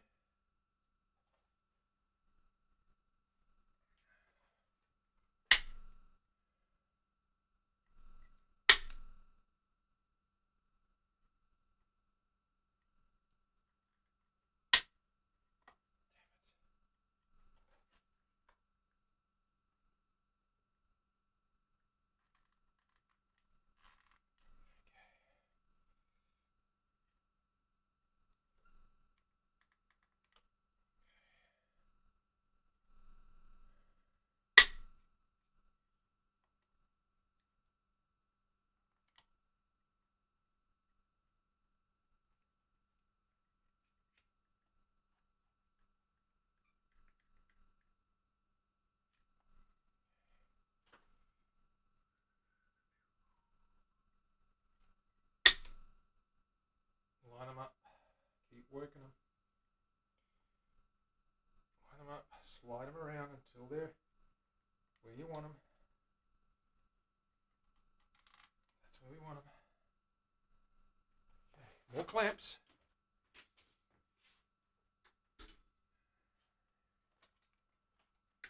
There isn't much room to play with on this side. We've got to get this reasonably right.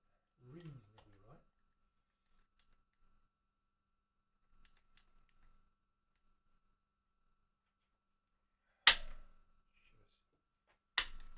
Heaps.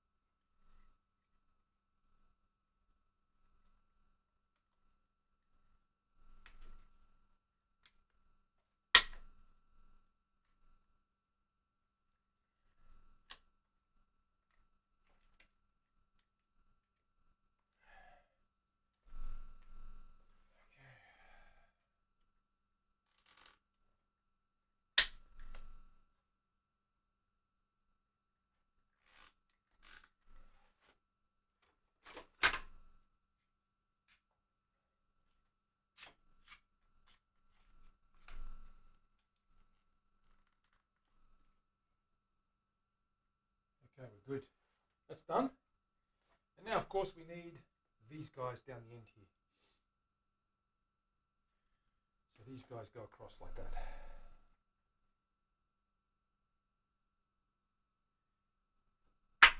They don't have to be 100% because they are going to be carved.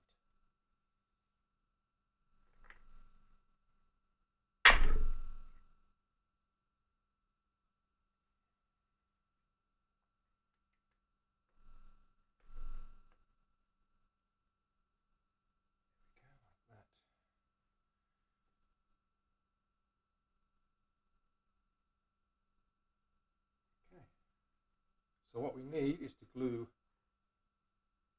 these pieces together, and then I'll glue them onto this later. So a couple of clamps. I might put them down flat here. Let's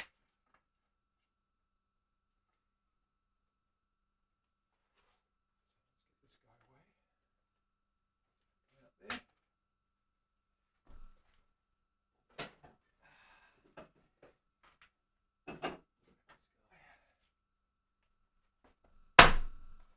The important part is to have one side perfectly flat.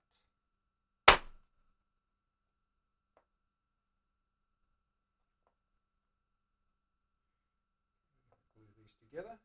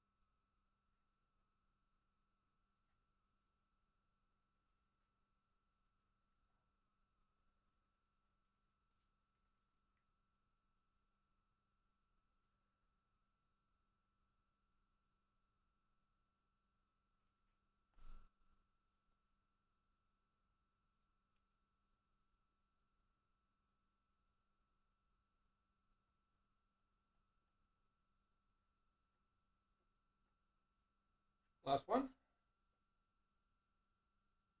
Now before we glue them down, we'll put some tape down here so we can rip that up. Because if we stick that down to there, we're going to have an extra piece of wood stuck to the base of that. So,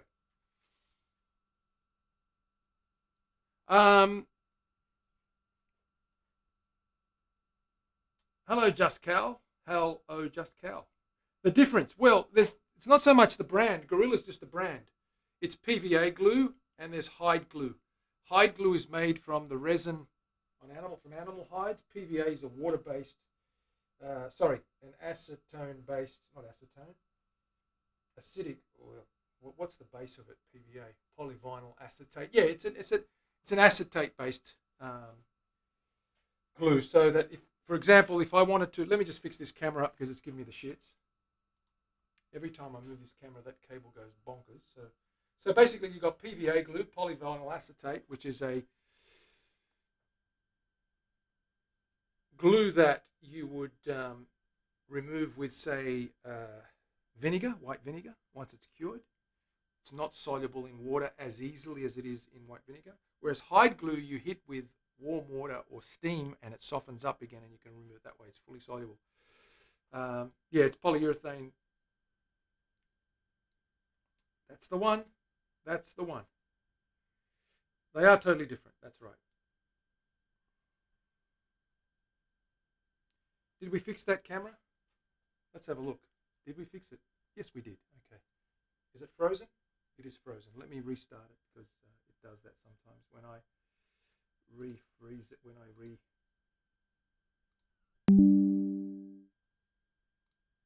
Now we've got camera prompt issues. Give me a sec. We will fix it.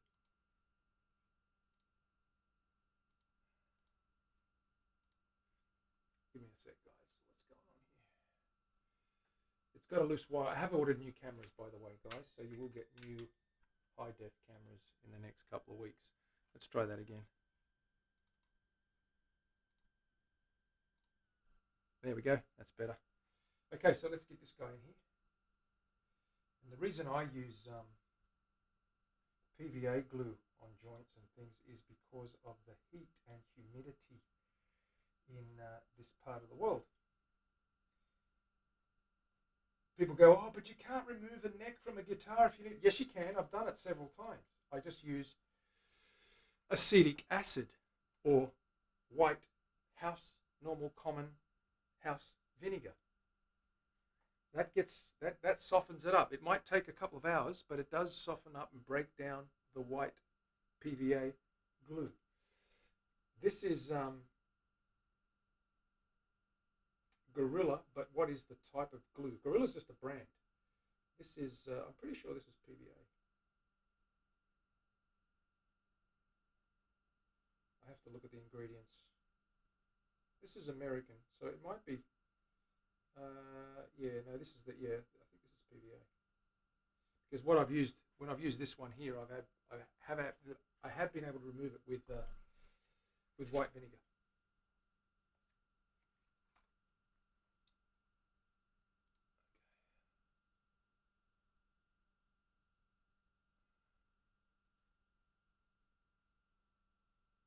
Yeah, that's right, Rage. That's right. It's the non-foaming one. Absolutely.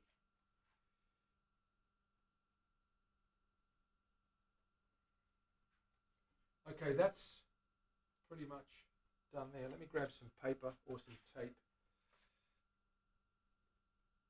Actually, some foil.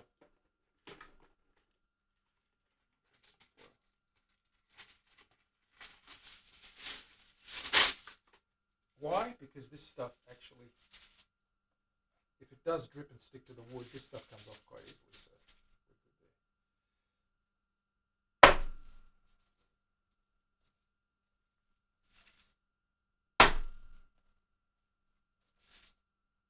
So I'm not so much worried about the thickness. It's going to get carved away, the majority of this. It's about lining up the back end that's going to the back of the guitar, this end here.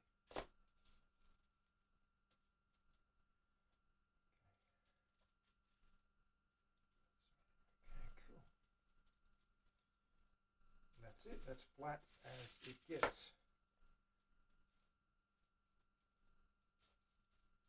Let's clamp that up. Clamp it up, Terry.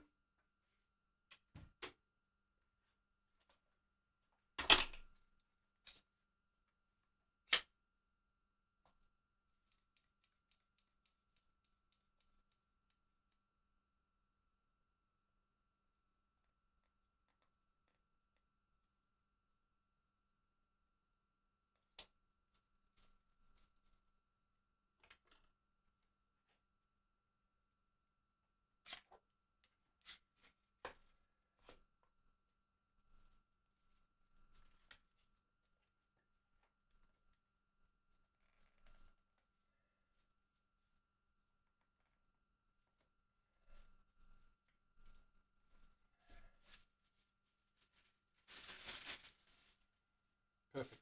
Nice and flat.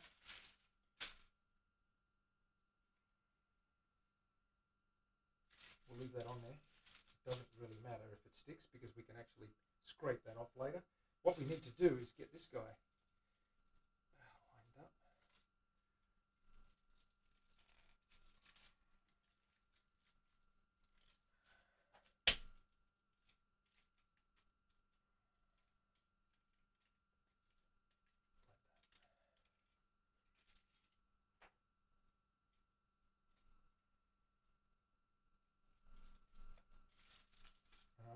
another one across the top there, the other way.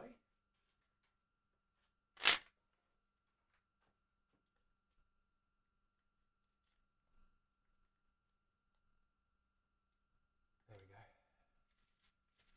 It's glued. Nice and flat. Leave that there.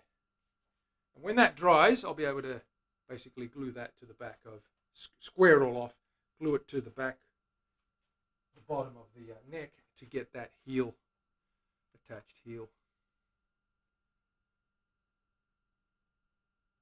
Whew, curses foiled again, very good.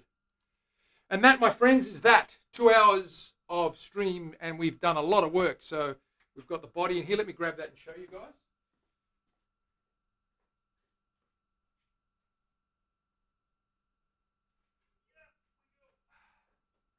Rage. Look, Rage. Look, Rage. Bent sides. Okay. That's in there and that's settling. I'll put that back down because it's bloody heavy.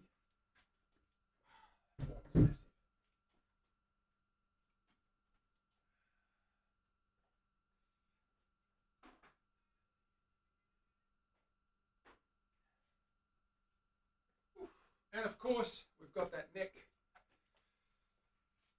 That neck's all glued up. We've got that extension for the headstock. We're going to put the heel in there once that dries. And we'll continue that on Friday this week, guys and girls. I've got another stream on Friday, so thank you for being here. Whew. Nice turnbuckle clamps. I made those myself, Rage. I had some blocks of wood, cut it to the profile of the bout and the waistline, and got some threaded turnbuckle screws, and they work really well. You're proud of me. Ha! Thank you, guys. I'm proud of you. Thank you for being here. Really appreciate it. You know how I love our time together. Your Thursday, Mav, is correct, mate. Just check out the schedule on the Twitch webpage on our channel, and you'll see that. Thanks, guys and girls. I'll be back then. I'll see you soon. Have a great week. Enjoy. Be good. Hope you don't freeze over there, you guys. We're boiling over here. But I'll see you on Thursday, your time. Friday in Sydney, if you're based on this side of the world. See you then. Bye for now.